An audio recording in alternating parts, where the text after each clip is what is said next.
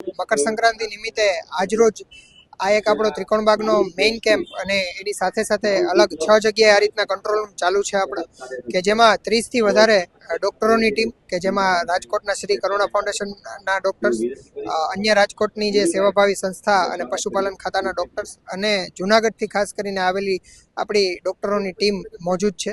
અને એ સિવાયના જે પેરાવેટ સ્ટાફ છે અને વોલન્ટિયર્સ છે, એમ થઈ અને કુલ ટોટલ 80 જણા જેટલા ડોક્ટરોની ટીમ આપણી પાસે અત્યારે મોજૂદ છે. ગયા વર્ષે 1000થી પણ વધારે બર્ડ્સ આપણી પાસે ટ્રીટમેન્ટ માટે આવેલા હતા, કે જેમાં ખાસ કરીને પાંખમાં લાગેલું હોય, કોઈના છાતીના ભાગમાં લાગેલું હોય, કે પગ કપાઈ ગયેલા હોય, એ રીતના કેસીસ સૌથી વધારે જોવા મળતા હોય છે.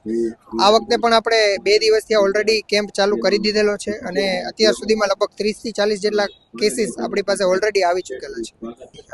આપણે સૌ જાણીએ છીએ મીડિયાના માધ્યમથી અને અલગ અલગ માધ્યમોથી આપને માહિતી મળતી હોય છે. એ પ્રકારે જે પણ ચાઇનીઝ દોરીઓ છે અથવા તો પાકો દોરો છે, એનો ઉપયોગ આપણે અવોઇડ કરીએ.